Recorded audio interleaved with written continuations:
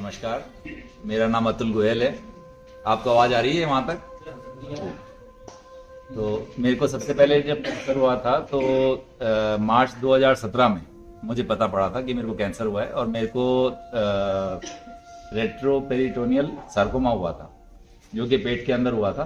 तो मैंने सबसे पहले जापान में ऑपरेशन करवाया था मेरा अप्रैल 2017 में।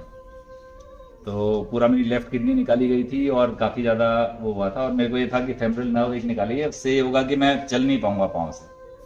तो जैसा हंसराज जी ने बोला कि विश्वास सबसे ज़्यादा इंपॉर्टेंट चीज़ है, आपको विश्वास रखना चाहिए। तो मैंने और मेरी वाइफ ने विश्वास रखा कि नहीं, मैं ऑपरेशन के बाद में चल पाऊंगा बिना छड़ी के।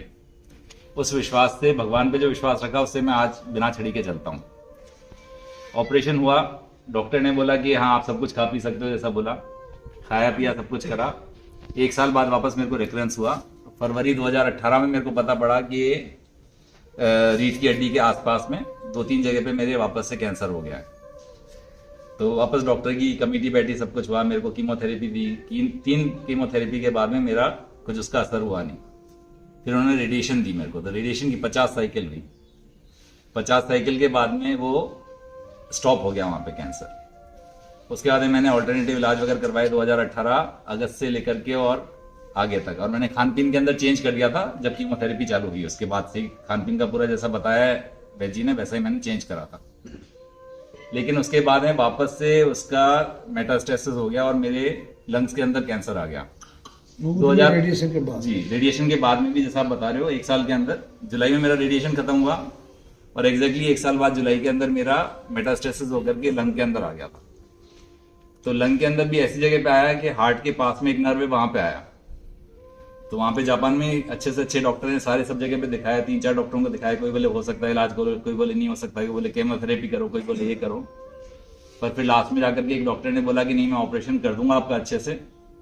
तो मेरी राइट अपर लंग की ऑपरेशन हुआ और पूरा राइट अपर लंग निकाल दिया गया। ये हुआ मेरा 2019 की अगस्त में, 19 अगस्त को। उसके बाद में मैं रेस्ट्रिक्टेड डाइट तो ले ही रहा था, सब कुछ कर रहा था और कई जगह मैं गया, नेचुरोपैथी का जो आप बता रहे हो सब करा।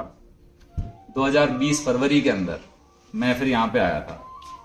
तो हंसराज जी से मिलकर के वहाँ पे फिर मैंने दवाई अपनी यहाँ की लेना चालू करी। उसके बाद से लेकर के आज तक अभी मेरी हर 6 महीने, पहले मेरी 3-3 महीने में रिपोर्ट हो रही थी जैसे सबकी होती है, फिर 6 महीने में हुई, अब मेरी 6 महीने की रिपोर्ट चल रही है। तो 3 साल हो गए हैं पूरे मेरे को और अभी मैं कैंसर फ्री हूँ। वापस रिकरेंस नहीं अभी रेफरेंस कुछ नहीं,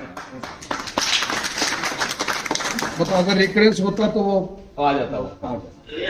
तो ये तो मेरी जो जर्नी है वो है। अब मैंने क्या करा क्या नहीं करा उसके बारे में मैं बताना चाहूँगा कि स्ट्रिक्ट रहना बहुत ज़्यादा ज़रूरी है। अगर आपको ये लगता है कि नहीं मेरे को कैंसर से नहीं मरना है, या आप एक दिमाग में लगा लो कि कैंसर कोई बड़ी चीज़ नहीं है, मैं कैंसर से नहीं मरूंगा, मैं अच्छे से जीऊंगा, या आप विश्वास रख करके चलो। कैंसर जैसे बताया कोई बड़ी चीज़ नहीं है, एकदम ठीक होता है, बिल्कुल सही होता है। लेकिन आपको स्ट्रिक्ट रहना है और आपको अपने मन को मजबूत रखना है। कोई कुछ भी बोल दे, ये खा ले वो खा ले, कुछ नहीं खाना आपको। जो लाइफस्टाइल में जरूरी है वो ये है कि आप सुबह उठ करके अपना प्राणायाम करिए जरूरी, क्योंकि ऑक्सीजन सबसे ज्यादा जरूरी है। ऑक्सीजन जितना आपकी बॉडी में जाएगा उतना ही कैंसर सेल फटाफट मरेंगे। तो वो आपकी लाइफस्टाइल में होना चाहिए। योगा जो लोग कर सकते हैं करें, उससे भी अपनी बॉडी का जो सर्कुलेशन है वो बढ़ता है और ऑक्सीजन की आपकी बढ़ोतरी होती है हर सेल के अंदर, ब्लड सेल्स के अंदर, सारी आपके हर जो भी सेल है बॉडी का। तो आप ऑक्सीजनेटेड रखिए बॉडी को। उसके बाद में ये कि ड्राई फ्रूट्स जो होते हैं आप रात को भिगो करके और सुबह खाएंगे तो उससे भी आपको प्रोटीन अच्छा मिलता है और ताकत रहती है, शरीर के अंदर ताकत आती है। जो वैद जी यहाँ से देते हैं काढ़ा वगैरह, वो आपको पूरा बताएंगे कैसे लेना कैसे नहीं लेना। तो उससे क्या है कि जो मेरा एक्सपीरियंस है, जो मैंने ये करा है, वो मेरे को लगता है जैसे कैंसर किट मिलती है सब लोगों को यहाँ से फ्री। कैंसर किट जो है वो एक तरह से कीमोथेरेपी वाली ही दवाई आप मान लो, जो आयुर्वेद की दवाई है। तो उससे आपके शरीर में जो कीमोथेरेपी होनी है वो कीमोथेरेपी होगी। रक्त शोधन जो आती है, जो काढ़ा देते हैं, रक्त शोधन से मेरे को ये लगा, जो मेरे महसूस हुआ है वो ये है कि रक्त जो शुद्ध करने की बात कर रहे हैं, जो सबसे पहली बात करेंगे, रक्त अपना शुद्ध होना चाहिए। तो रक्त अगर शुद्ध होता है तो उससे आपकी बॉडी में ताकत आती है। जो आपको कमजोरी लगती थी पहले या अभी लगती है, वो खत्म होती जाती है धीरे धीरे। उसके अलावा जो वैद्य जी बताते हैं कि आपका जो भी वात कफ और पित्त का जो है, जो आपका बैलेंस है, उसका आपका एडिशनल जो काढ़ा आएगा वो आप जोड़ करके लोगे उसके साथ में, तो आपकी प्रवृत्ति जैसे जैसे ठीक होगी, आपको शरीर के अंदर बहुत ज्यादा ताकत का महसूस होएगा, आपकी एनर्जी बढ़ेगी, आप जो काम पहले 3 घंटे में कर पा रहे थे आप 1 घंटे में कर पाओगे, इस तरह का आपका एक्सपीरियंस होगा। लेकिन आप जो लाइफस्टाइल बना लोगे एक बार, वो आपको चेंज नहीं करनी है, ये आप मान के चलो। भले हंसराज जी बोलें कि आप बंद कर देना बाद में उसको, आप ठीक हो जाओ तब भी, पर आप बंद मत करना।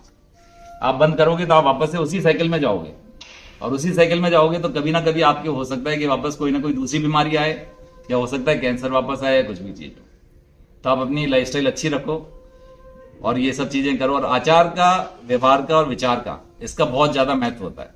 नेगेटिविटी बिल्कुल भी नहीं रखनी है, ना किसी और के प्रति रखनी है, ना अपने प्रति रखनी है। जब आप पॉजिटिव रहोगे तो सारी की सारी चीजें पॉजिटिव ही होती जाएंगी लाइफ के अंदर आप।